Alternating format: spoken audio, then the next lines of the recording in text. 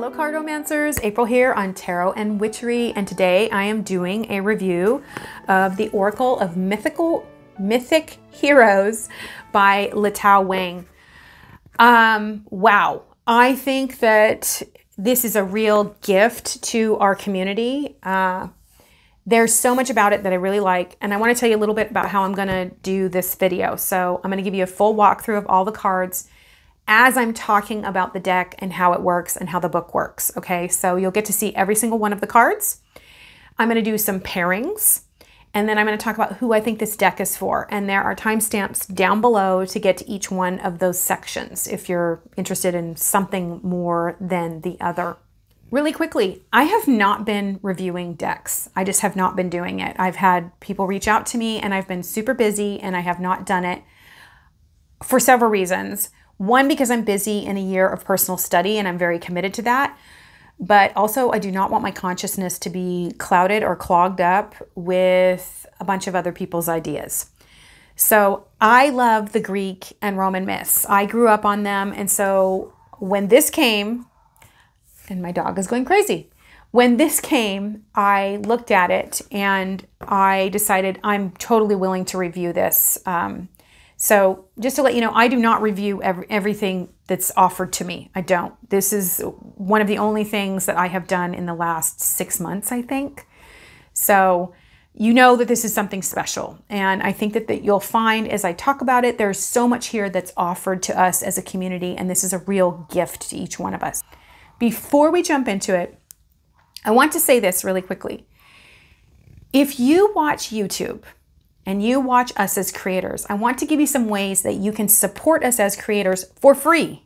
So for free, go ahead and like the video down below. Write a comment. This helps the algorithm. This helps creators get seen. You can share the video. Share the video with your friends, maybe even a text to them. Another way that you can help us as creators is by watching a commercial.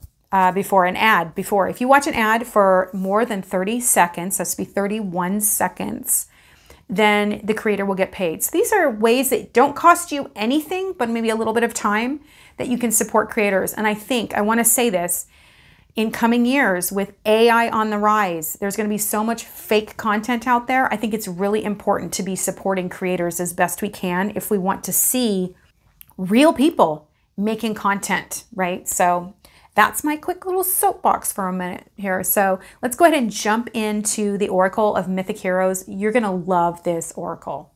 So I have worked with this Oracle for quite some time now, 3+ weeks, maybe 4 weeks now. So I can really tell you about why I like it, why it really is something that I think is special and a gift to our community. Okay, so I did put it back in order. Let's start with the backs.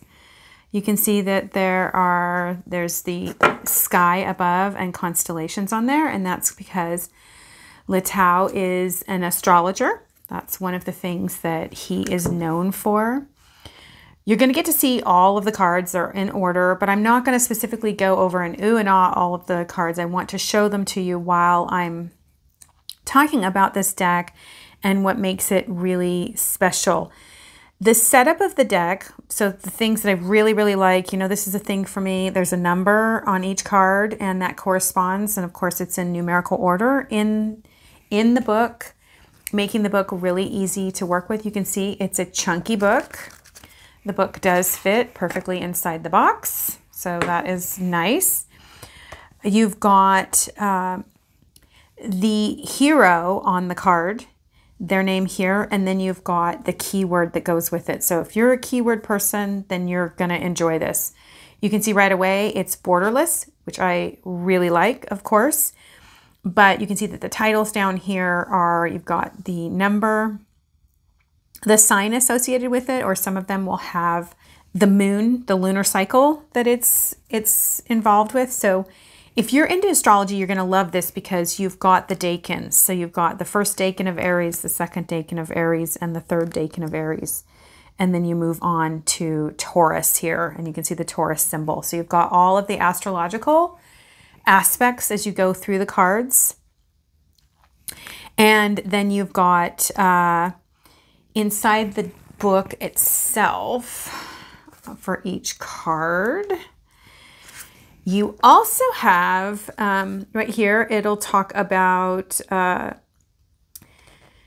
Moon, first decan of Cancer, and then the period of time that that decan is involved with, and then the stone that is associated with this. And I'll get more into the book in a second, but I think that you'll find that there's so many different ways for you to connect with these cards. Like if you are into crystals, then you're going to find a way to connect to this card that will really work for you.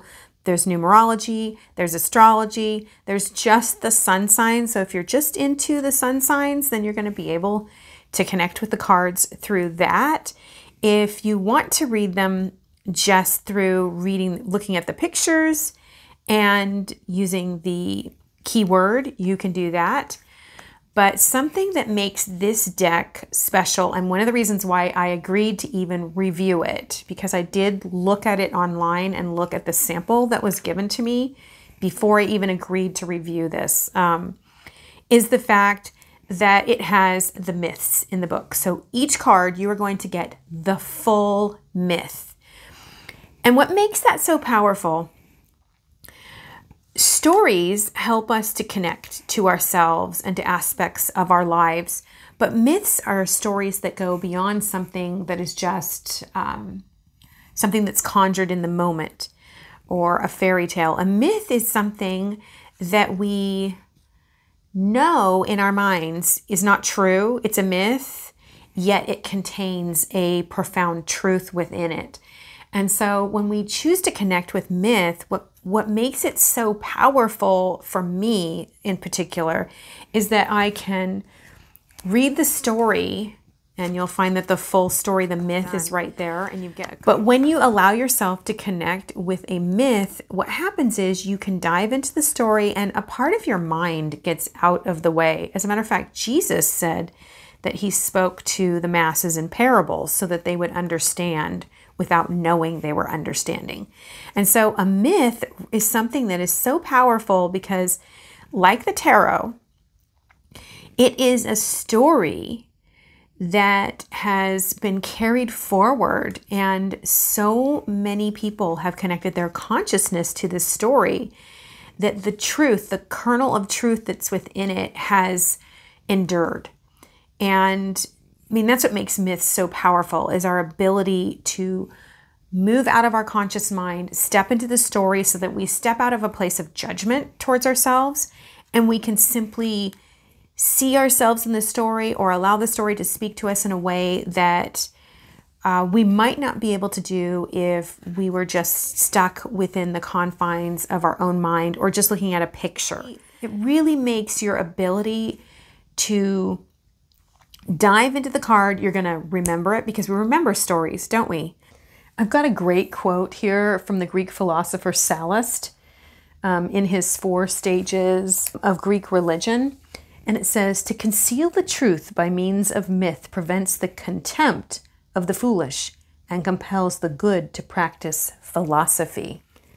So again, there's something about a myth that does compel us to look at ourselves in a different way, or allows us to have the safety to look at an aspect of ourselves. The other thing that's really neat about this is that these are mythic heroes. These are humans. These are stories about humans encountering supernatural aspects, and it's about their ability to either be buoyed up by them or dragged down, and it really allows us to honor our own frailty. And when I pull out the cards, that's one of the things I'm doing, is I'm really looking at an aspect of myself, and I need to be able to be vulnerable. And so the power of the myth really allows for that. It allows me to connect with an aspect of myself or see it from an angle that I just wouldn't have. So I find that the other thing that's really great about this is that it is not toxically positive. You are going to find all sorts of different things in here that reflect the aspects of ourself that are less lovely, right? Another reason, there are 40 cards in this deck. And I want to come over here and just show you the book really quickly,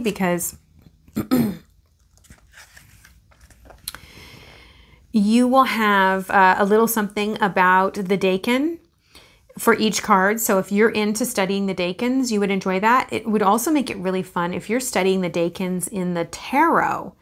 It would be fun to go over and get the corresponding tarot card. It has the myth, as I said, in full. And one of the things I want to really give Litau a shout out for is the way that he's written these. The first couple sentences of this, I feel like I am in, sitting in the theater and being spoken to in the, the Greek poetic way that plays were done. So here we have Paris and indecision. And I'll just give you the beginning of this one. Sing, O muses, of the ill-omened birth of Paris, second son to King Priam of Troy, the seer, oh my gosh, I'm going to butcher this, Asacius, foretold that if the child were allowed to reach manhood, he would be the downfall of the great city. And so, I love how there's this kind of like this heralding you into the Greek and Roman world of storytelling, of theater. Like I feel like I'm being drawn into that, and yet the writing is very accessible, very, very accessible. And then you will get the teaching, and the teaching is really deep. He's an astrologer and he's a reader. He's well known in Hong Kong and heralded for his ability in this area. And so he just is a wonderful counselor. And the teachings are good and they're practical. And sometimes he has stories of clients and actual things that they were going through. And so you see the stories of these clients and what they're coming in with and what they are struggling with. And it helps you to just really relate and make the teaching come home for you. Just drive it right on home. So I want to show you some pairings with these and kind of go into some different ways that you can compare, contrast, complement one another with these pairings. I don't have a ton, but I'm going to kind of do them by categories so you can maybe think about what kind of decks you have in your collection already that would go well with this deck. Since we're talking about the Oracle of Mythic Heroes, one of the things that I think is a nice Oracle deck is the Oracle of Hidden Worlds by Lucy Cavendish. And so to me, this is if you are traveling into a place, these types of cards, or maybe you have a deck and like you could use the deck. I mean, you could use the book. But for me, I just want to be able to have a visual that allows me to travel into this hidden realm within myself and maybe explore some of the thoughts that are coming up as a result of drawing the card. This way, I love that this is a landscape. Not all of them are landscape, but most of them are. So if you have a visual card that will let you move into a garden, a sacred place where you can explore your feelings about the card that just came up for you, I think that that's a great way to go. Again, that was Oracle of Hidden Worlds by Lucy Cavendish, and there's a link down below to this one. I've linked all of them down below. Since I feel like for me, this deck is really about healing in a lot of ways. Like I'm just in a healing place right now. I think I'm always in a healing place. But since it is about healing and healing is about transformation, I wanted to put forth, if you have a transformative sort of deck, this is the Tarot of Transformation. And I like the way the illustration style works together because you can see it's kind of painterly, and this is painterly as well. I like that. But I also love the way this deck works. And I do have this coming up. I have a walkthrough of this later this year that I'm doing on this deck, and just how amazing this deck is. It's an amazing deck. So, if you're gonna pair it with something, maybe pair it with something that can allow you to do the healing and to transform yourself in a way that is going to be powerful yet soft. So this is one. So maybe you have a deck that is powerful and soft and transformative, and that would be something that you would want to pair with this as well. Maybe you're drawing this as your card of the day, which is something that I did for a little bit. So here we have Burden, Sisyphus. Oh my goodness. I think sometimes just pairing it with something that's like my card of the day, I like to have something that's like, do it, go, be with it. So pairing it with the Oracle of Inner Effing Peace. That's, there is cursing in this deck, just to let you know. That doesn't turn me off. I've really loved how cheeky this deck is. It's super cheap, you guys. So like Burden Sisyphus, you know, pay the piper, choose the path of nope today, practice radical acceptance. It does have the other side as well. Keep calm and fucking breathe. You know, hey, so I'm thinking he's doing that day after day after day after eternal day. He actually, so I like this. I like the Oracle of Inner Fucking Peace. There's no book with this. It's just the words, knowledge. The truth will set you free, but first it will piss you off. Really inexpensive little deck, 60 little reversible cards, super funny. Along the lines of healing, I feel like this deck is deeply, deeply therapeutic.